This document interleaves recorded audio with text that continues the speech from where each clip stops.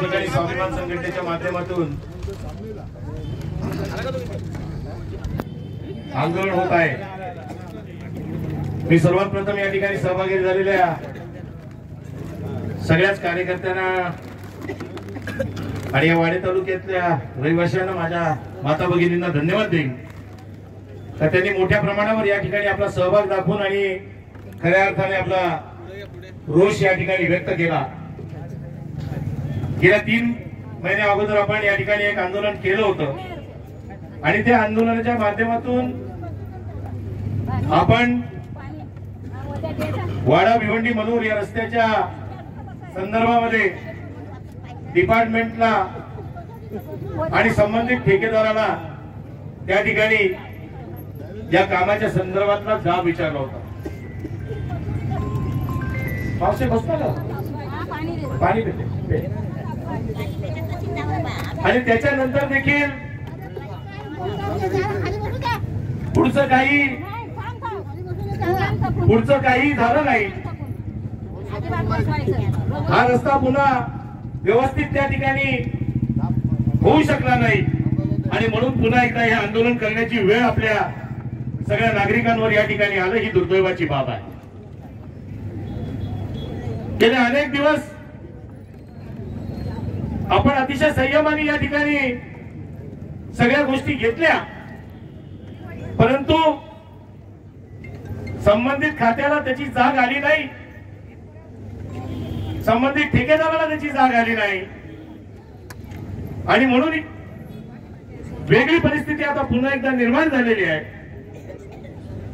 त्या परिस्थितीला गीते साहेब मला आपल्याला विनंती करायची आहे, इथे जे प्रश्न उपस्थित झाले त्या प्रश्नाची उत्तरं या लोकांना मिळणं अपेक्षित आहे आणि जर ती मिळाली नाही तर मागच्या वेळेस मी तुम्हाला एक इशारा दिला होता, मी आता पुन्हा एकदा तो इशारा या ठिकाणी सांगत नाही, पण मगाशी आमच्या गोष्टीमध्ये सांगितलं की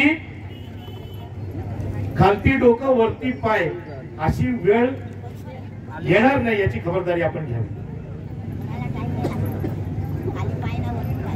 ती मावशी सांगते, एक गरीब आमची मावशी सांगते, खाली वरती पाय खाली डोका करायला वेळ लागत नाही, परंतु दुर्दैवाने या रस्त्यावर प्रवास करत असताना अनेकांचे जीव गेले, अनेकांना अपंगत्व आलं, अनेक विद्यार्थी या ठिकाणी प्रवास करतात। आमच्या एसटीच्या माध्यमातून एसटीचे कर्मचारी या ठिकाणी रोज ड्रायव्हर असतील, कंडक्टर असतील, विद्यार्थी असतील, चाकरमाने असतील, धंद्याच्या निमित्ताने काही व्यवसाय करणारे लोक असतील, रिक्षावाले असतील, टेम्पोवाले असतील, अनेक कंपन्या या ठिकाणी आमच्याकडे यायला बघत नाहीत। एकेकाचा हा वाडे तालुका हा इंडस्ट्रीच्या दृष्टिकोन अतिशय चांगला असलेला असा तालुका आज इंडस्ट्री या ठिकाणून निघून चाललेली आहे। आमच्याकडे अधिकारी यायला बघत नाही।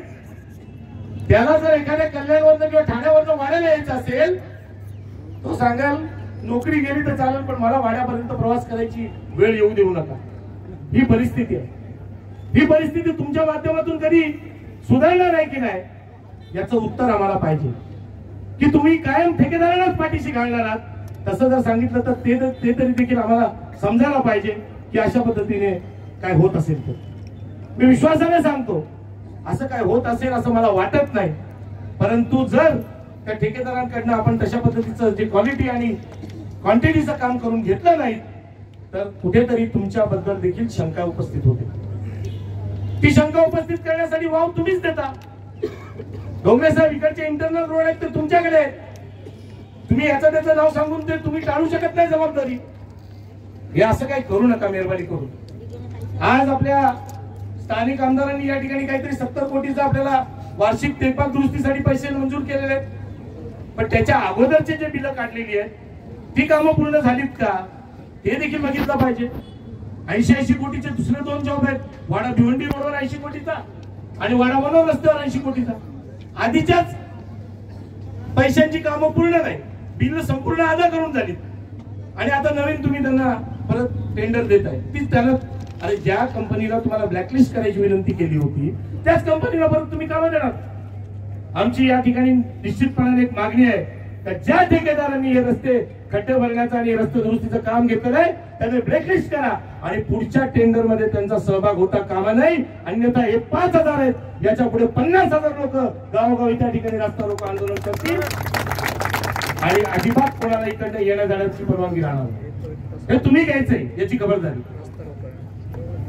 आमचे पोलीस बांधव आहेत, त्यांनी तरी किती लोकांना किती सिच्युएशन हँडल करायची.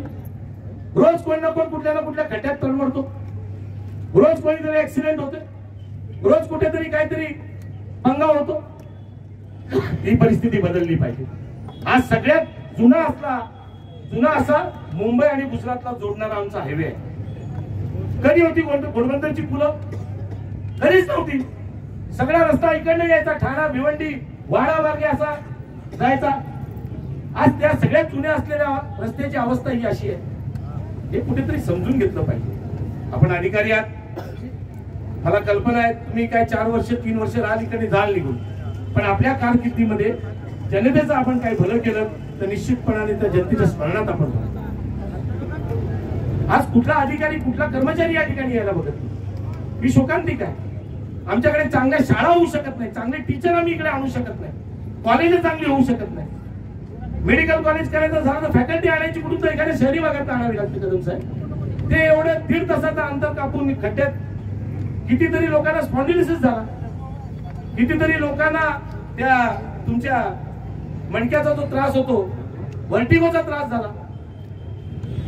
अनेक एसटीचे कर्मचारी बिचारे ड्रायव्हर आणि कंडक्टर हे आजारी पडतात या रस्त्याने जाताना. टेम्पो घेऊन एखादा भाडं घेऊन गेला कल्याणला, ठाण्याला, भिवंडीला, काय अवस्था होती, त्याला डबल डिझेल लागतं, त्याला हातात काही येत नाही. ही अशी परिस्थिती असेल तर कसं चालेल. आमची आपल्याला नम्रतेची विनंती आहे, मी जास्त वेळ आपला घेत नाही, हे कुठेतरी थांबलं पाहिजे.